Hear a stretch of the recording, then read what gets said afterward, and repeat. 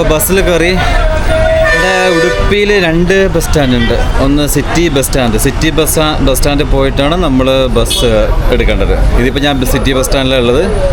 City bus സ്റ്റാൻഡിൽ ചെറിയ ബസ്സുണ്ട്. അവിടെ കയറിയാൽ നമുക്ക് മാൽപ്പേ ബീച്ചിലേക്ക് എത്താം. അവിടുത്തെ ബാക്കിയുള്ള വിശേഷങ്ങളെ കാണിച്ചു തരാം കേട്ടോ. അപ്പോൾ ഇതാ നമ്മൾ മാൽപ്പേ എത്തി.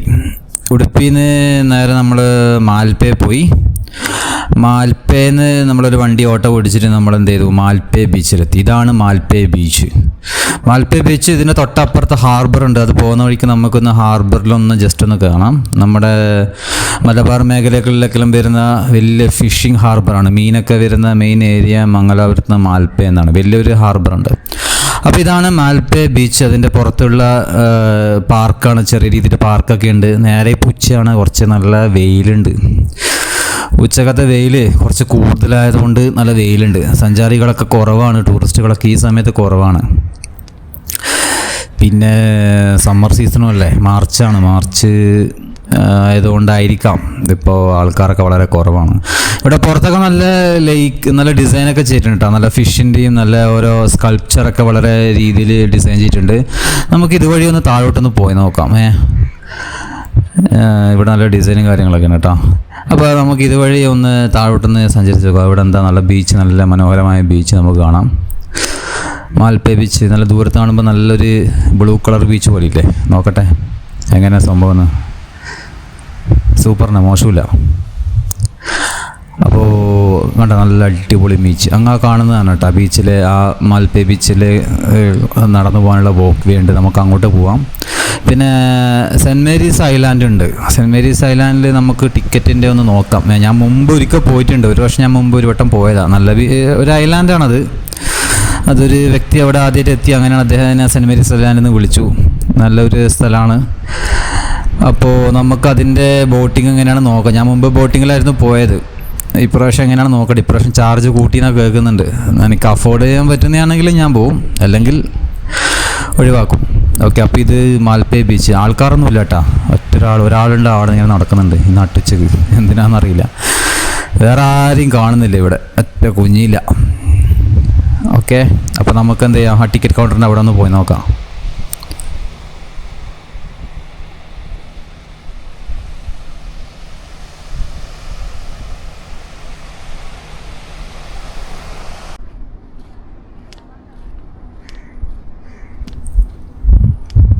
ഇവിടെ ചെറിയ ഹോട്ടലുകളൊക്കെ ഉണ്ട് കേട്ടോ. ഹോട്ടൽ, ഈ സുവനീർ ഫാൻസി ഷോപ്പുകളുണ്ട്. ചെറിയ കൂൾ ബാർ, ജ്യൂസ് ഷോപ്പൊക്കെ ഉണ്ട്. ആരുമില്ല, എല്ലാവരും വെറുതെ അങ്ങോട്ടും ഇങ്ങോട്ടും നോക്കിയിരിക്കുന്നു. പിന്നെ ഇതെന്ന് വെച്ചാൽ എല്ലാ വർഷവും ഇല്ല. അതായതുകൊണ്ട് Saint Mary's Island, Malpe sea walk വേയിൽ നമുക്ക് പോവാം. ആ നേരെ കാണുന്നത് തന്നെയാണ് സീ വോക്ക് വേ എന്ന് പറയുന്നത്. സെൻറ്റ് മേരീസ് ഐലാൻഡിലേക്ക് നമുക്ക് നോക്കാം എങ്ങനെയാണ് അതിൻ്റെ ചാർജും കാര്യങ്ങളെന്ന്. ഇവിടെ നല്ല ഇതുണ്ടോ, ഫിഷിൻ്റെ ബോട്ടിൻ്റെ ഒരു നല്ല സ്കൾപ്ചറൊക്കെ ആക്കി വെച്ചിട്ടുണ്ട്. ഇവിടെ നല്ലൊരു അറ്റ്മോസ്ഫിയറൊക്കെ തന്നെയാണ്. ആകെ വളരെ കുറച്ച് ആൾക്കാരേ ഉള്ളൂ. ഞാൻ പറഞ്ഞില്ലേ, ചൂടായതുകൊണ്ടായിരിക്കാം വളരെ ആൾക്കാരൊക്കെ വളരെ കുറവാണ്. ഇവിടെ കുറച്ച് ജ്യൂസ് ഷോപ്പും അങ്ങനത്തെ ഷോപ്പുകളൊക്കെ ഉണ്ട്. ചിലതൊക്കെ പൂട്ടിക്കിടക്കുന്ന കാണുന്നുണ്ട്. അപ്പോൾ നമ്മുടെ അതിൻ്റെ തൊട്ടപ്പുറം കണ്ട കുറച്ച് ബിൽഡിങ്ങുകളൊക്കെ ഉണ്ടാ. ഈ ഫിഷിംഗ് ഹാർബറുമായിട്ട് ബന്ധപ്പെട്ട കുറേ ബിൽഡിംഗ് കാര്യങ്ങളൊക്കെ ഉണ്ട്. ആക്ച്വലി ബോട്ടിങ്ങിന് നല്ല പൈസ കേട്ടോ. ബോട്ടിങ്ങിന് 350 രൂപയാണ് ഒരാൾക്ക് ചാർജ്. 350 രൂപ കൊടുത്തിട്ട് പോകാമെന്ന് പറഞ്ഞാൽ കുറച്ച് ബുദ്ധിമുട്ടുള്ള കാര്യമാണ്. അത്രയും പൈസ ഒക്കെ ഇപ്പോൾ പോകണമെന്നുള്ള ചിന്തയിലാണ് ഞാൻ. നമുക്ക് എന്തായാലും ഈ വോക്ക് വേ വരെ ഒന്ന് നടന്നു നോക്കാം.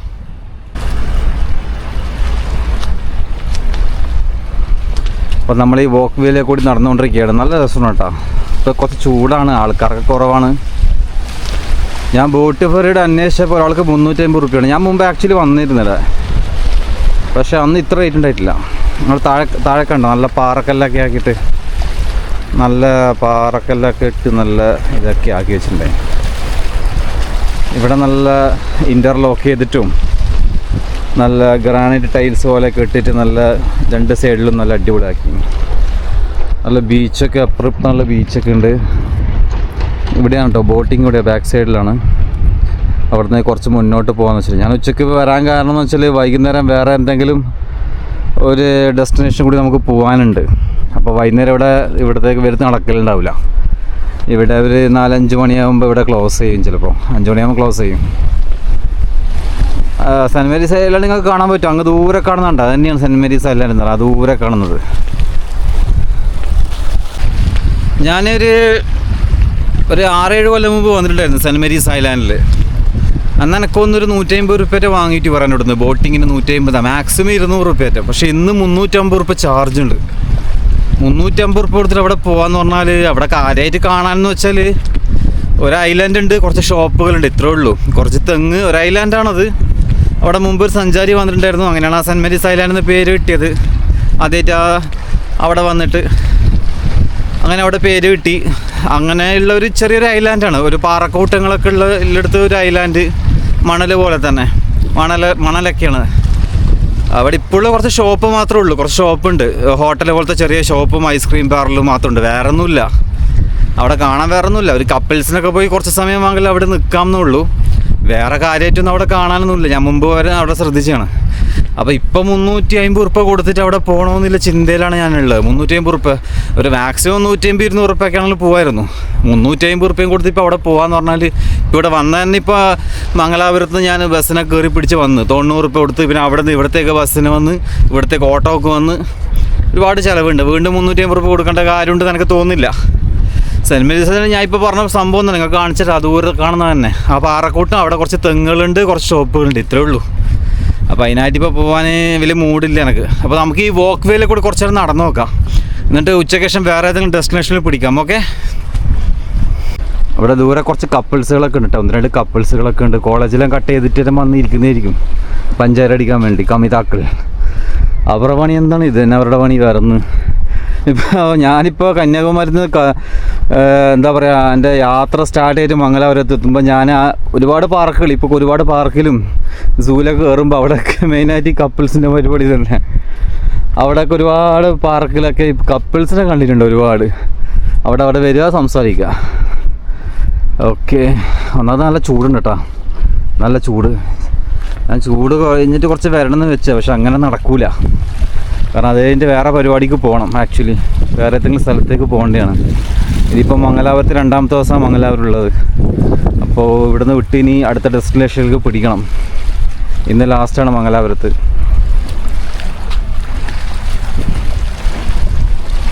ബോട്ടൊക്കെ പോകുന്നുണ്ടോ? നമ്മൾ വന്ന വഴിയാണ് ബാക്കോട്ട് നോക്കുമ്പോൾ നമ്മൾ വന്ന ആ ബിൽഡിങ്ങും അവിടെ ഈ ഷിപ്പിൻ്റെയും വലിയ ഇത് തന്നെയാണ്, ഫിഷൊക്കെ കൊണ്ടുവരുന്ന വലിയ ഹാർബർ ഏരിയ തന്നെയാണിത്.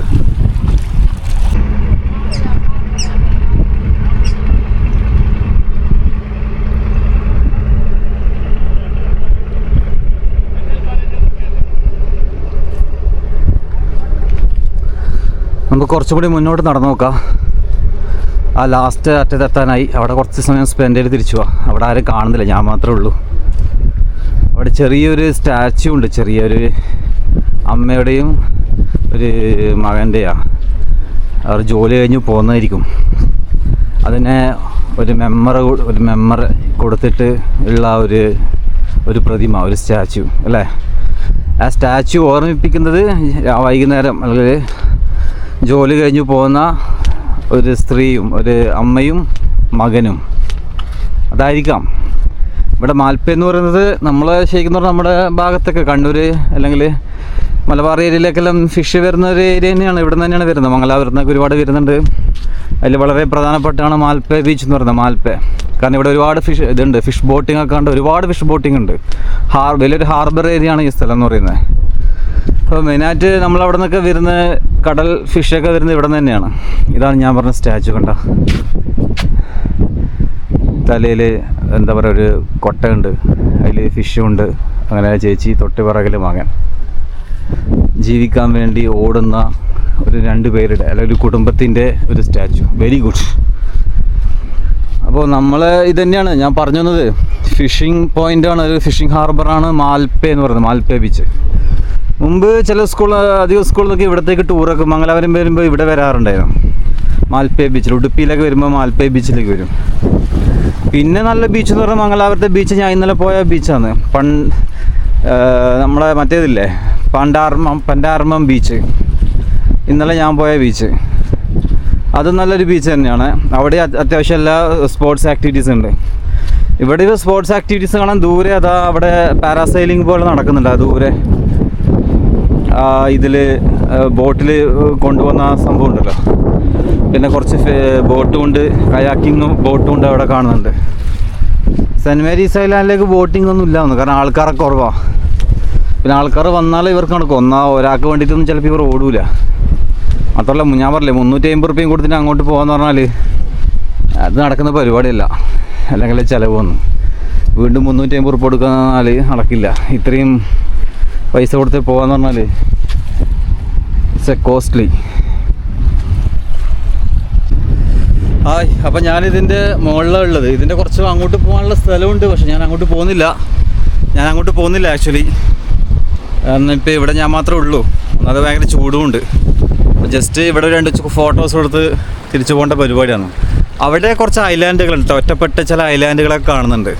അവിടെ നിന്ന് ആരും ഉണ്ടാവില്ല. അത് പിന്നെ പാറക്കല്ലാണ്. സെൻറ്റ് മേരീസ് ഐലാൻഡ് കാണുന്നതല്ലേ, ആ ഭാഗത്ത് തന്നെയാണ്. അങ്ങോട്ട് ആൾക്കാരും പോകുന്ന കാണുന്നില്ല. ചിലപ്പോൾ ആൾക്കാരുണ്ടാവില്ല. ഒരു ഗ്രൂപ്പായ ശേഷം മാത്രമേ ഇവർ ബോട്ട് എടുക്കൂലൂ. അപ്പോൾ പിന്നെ ഞാൻ ആക്ച്വലി പോകണമെന്ന് വെച്ച് വന്നതാണ്. പക്ഷേ അതിൻ്റെ റേറ്റ് ഇവിടെ കണ്ടപ്പോൾ ഞാൻ ഞെട്ടിപ്പോയി. 350 റുപ്യ കൊടുത്ത് പോകുന്നാൽ നടക്കൂലപ്പം. അപ്പോൾ ഇവിടുത്തെ കുറച്ച് കാഴ്ചകളാണ്. പിന്നെ അവിടെ ബീച്ചുണ്ട്. ആ ബീച്ചിൽ കുറച്ചേരം നടന്നു നോക്കാം. അങ്ങോട്ട് പോകാൻ പറ്റുമെങ്കിൽ നമുക്കൊന്ന് അങ്ങോട്ട് പോയി നോക്കാം. ഓക്കെ.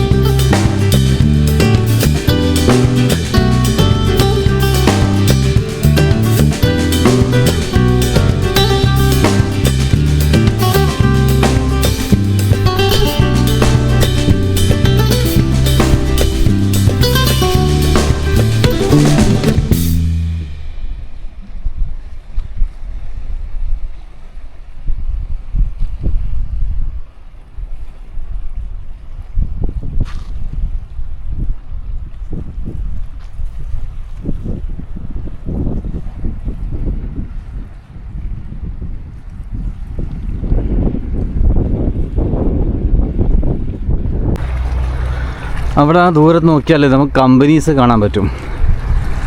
ഈ നമ്മൾ ബീച്ച് തുടങ്ങുന്ന അവിടെ കമ്പനീസ് എനിക്കൊന്ന് ഈ ഷിപ്പിൻ്റെ ഒക്കെ പണി കൊടുക്കുന്ന കമ്പനീസാണ്. ഷിപ്പിൻ്റെ ഒക്കെ മെയിൻ്റനൻസ് വർക്കും അതുപോലെ ചിലപ്പോൾ ഇതൊക്കെ ഉണ്ടാവും. സീ ഫുഡ് എക്സ്പോർട്ടിങ്ങിൻ്റെ കമ്പനിയൊക്കെ ഈ ഭാഗത്ത് ഉണ്ടാകാൻ ചാൻസ് ഉണ്ട്. അതിൻ്റെയൊക്കെ കമ്പനിയാണെന്ന് തോന്നുന്നു.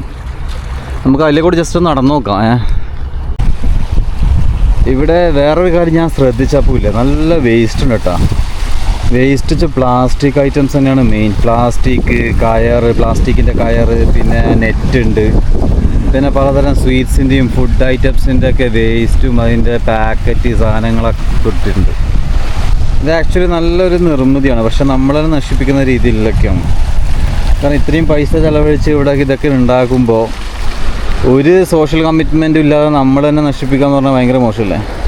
സോ ഇങ്ങോട്ടൊക്കെ പ്ലാസ്റ്റിക്കെല്ലാം കൊണ്ടുവരുന്നത് ഇവിടെ ഒന്നാമത് വേസ്റ്റ് ബാസ്ക്കറ്റ് വെച്ചില്ല, അതാണ് വേറെ പ്രശ്നം കേട്ടോ. ഈ പോകുന്ന സ്ട്രീറ്റിൽ ഒരു കുറച്ച് ഗ്യാപ്പ് ഇട്ടിട്ട് 2-3 വേസ്റ്റ് ബാസ്ക്കറ്റെങ്കിലും ഇടണം, വേസ്റ്റ് ഇടാൻ വേണ്ടിയിട്ട്. അങ്ങനെയാണെങ്കിൽ ഇത് ഇവിടെ ഇടുന്നെങ്കിലും കുറച്ചെങ്കിലും കുറയും. ഞാനങ്ങനെയാണ് മനസ്സിലാക്കുന്നത്. കാരണം കുറച്ചെങ്കിലും വേസ്റ്റ് ഇടാനുള്ള ഒരു വേസ്റ്റ് ബാസ്ക്കറ്റ്, ഡസ്റ്റ്ബിൻ ഇപ്പോൾ ഇവിടെയൊക്കെ വെക്കുകയാണെങ്കിൽ കുറച്ച് വെച്ചാൽ 2-3 വെച്ചിട്ടുണ്ടെങ്കിൽ കുറച്ചെങ്കിലും അതിൽ തന്നെ ഇടും. പക്ഷെ ഇവിടെ ഫുള്ള് ഇവിടെ തന്നെ ഇട്ടിട്ട് ആകെ അലങ്കോലാക്കി നശിച്ചിട്ടുള്ളത്. എനിവേ നല്ലൊരു ഏരിയ ആണ് കേട്ടോ, നല്ല അടിപൊളി സ്ഥലമാണ് ഇത്. നിങ്ങൾ വിസിറ്റ് ചെയ്യാം കേട്ടോ, വന്നാൽ വിസിറ്റ് ചെയ്യാം.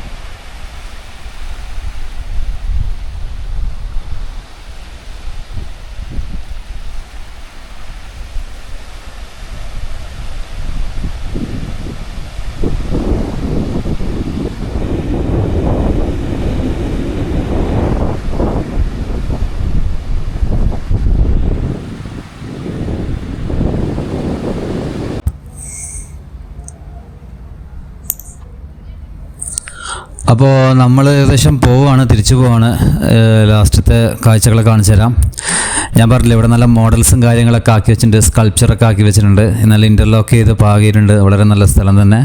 ഇത് കണ്ട നല്ല മത്സ്യത്തൊഴിലാളികളുടെ ഒരു രൂപം, ഒരു സ്കൾപ്ചർ അല്ലേ. അവർ രാവിലെ ജോലിക്ക് പോകുന്ന, അല്ലെങ്കിൽ രാത്രി ആ ജോലിക്ക് പോയിട്ട് രാവിലെ വരുമ്പോൾ അല്ലേ, ആ ഒരു വെള്ളം കരയിലേക്ക് കയറ്റുന്ന വളരെ അധ്വാനമുള്ള പണിയാണ്. അവരൊക്കെ പുറം കടലിൽ പോയി മീൻ പിടിച്ചുകൊണ്ട് നമുക്ക് എന്ത് ചെയ്യാം, വീട്ടിലിരുന്ന് നല്ല അയലയും മത്തിയൊക്കെ ഇരുന്ന് കഴിക്കാം. പോകുന്നതിൻ്റെ ബുദ്ധിമുട്ട് അവർക്കും അറിയുള്ളൂ. ഇവിടെ ഇരിക്കാനൊക്കെ നല്ല മാർബിൾ കൊണ്ടാക്കിയ നല്ല ചെയർസും കാര്യങ്ങളൊക്കെ ഉണ്ട്, ഇരിക്കുകയൊക്കെ ചെയ്യാം. പക്ഷേ ഈ സമയം ഇരുന്നാൽ ശരിയാവില്ല കേട്ടോ. ഇവിടെ നല്ല മാൽപ്പേ ബീച്ച് കാണാം, സൂപ്പർ ബീച്ച് കേട്ടോ, അടിപൊളി ബീച്ച്. ഞാനും വിചാരിക്കുന്നത് നമ്മൾ ഇന്നലെ പോയ മാംഗ്ലൂരിലെ ബീച്ച് ഉണ്ടല്ലോ, പാൻഡോലിം ബീച്ചിനേക്കാൾ വളരെ മനോഹരമായ ബീച്ച് ഇതാണെന്ന് തോന്നുന്നു. ഇത് കുറച്ചും കൂടി നല്ല, പക്ഷേ പാറക്കല്ലൊക്കെ ഇട്ടിട്ട് കുറച്ച് ഇതാക്കി വെച്ചിട്ടുണ്ടെങ്കിൽ അപ്പോൾ ആൾക്കാർക്കൊരു ഇതുണ്ടാവും. എന്നാലും നല്ലൊരു അടിപൊളി നല്ല വൈറ്റ് സാൻഡൊക്കെ ഉള്ള നല്ലൊരു ബീച്ച് തന്നെയാണ്, സൂപ്പർ. പിന്നെ സെൻറ്റ് മേരീസ് ഐലാൻഡിലേക്കും പോവാം. വരും ആൾക്കാർ, ടൂറിസ്റ്റുകളൊക്കെ വരുപ്പാ, അത് വേറെ കാര്യം. അപ്പോൾ കുറച്ച് ആൾക്കാർ ഇവിടെ ഉണ്ട്. ഞാൻ തിരിച്ചു പോകാൻ നിൽക്കുകയാണ്. ഇനിയിപ്പോൾ ഇവിടെ കാര്യമായിട്ടില്ല. ഇനിയിപ്പോൾ ഒരു ഭക്ഷണം എന്തായാലും ചെറിയ ഭക്ഷണം കഴിക്കണം, എന്നിട്ട് അടുത്ത ഡെസ്റ്റിനേഷൻ എവിടെയാണെന്ന് വെച്ചാൽ പോകണം. ഓക്കെ, അപ്പോൾ ഞാൻ പോവാണ്, വേറെ ഒന്നുമില്ല. ഇവിടെ കുറച്ച് ആൾക്കാരൊക്കെ ഉണ്ട്. അപ്പോൾ ഇതാണ് ഇതിൻ്റെ main Saint Mary's Island. Sea and walk വേൻ്റെ ഇതൊക്കെയാണ്. ഇത് പുറത്തുള്ള ദൃശ്യങ്ങളാണിത്. പുറത്ത് അവിടെ ടെമ്പിളൊക്കെ ഉണ്ട്, ടെമ്പിളും കാര്യങ്ങളൊക്കെ ഉണ്ട്. ചെറിയൊരു എന്താ പറയുക, ഉള്ളോട്ടുള്ള സ്ഥലമാണ്. അതിൻ്റെ തൊട്ടപ്പുറം ഇതാണ് നമ്മൾ വന്ന വഴി. ഇതിൽ കൂടെ നേരെ പോയാൽ എന്ത് ചെയ്യും, നമുക്ക് ഹാർബറും കാണാം. ഹാർബറിൽ നമുക്ക് നോക്കാം, ചെറുങ്ങനെ ഒന്ന് ജസ്റ്റ് ഒന്ന് നമുക്ക് കയറി നോക്കാം.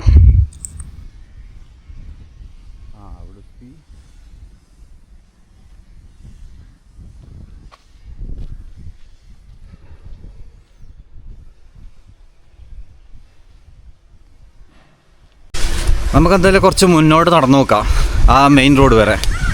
നല്ല വെയിലാണ്, എന്നാലും നടന്നു നോക്കാം. അവിടെ ഷിപ്പ് യാർഡ് ഉണ്ട്, അതുപോലെ ഞാൻ പറഞ്ഞ ഈ എന്താ പറയുക ഫിഷിംഗ് ഹാർബറൊക്കെ ഉണ്ട്. അതൊക്കെ നമുക്കൊന്ന് കാണാൻ പറ്റും, നോക്കാമല്ലോ. ഇവിടെ കുറേ വണ്ടികളുണ്ട്, പഴയ നമ്മളെ വാനില്ലേ, പണ്ട കാലത്തെ വാനും മറ്റാഡോർ പോലത്തെ വണ്ടികളൊക്കെ ഉണ്ട് ഇവിടെ.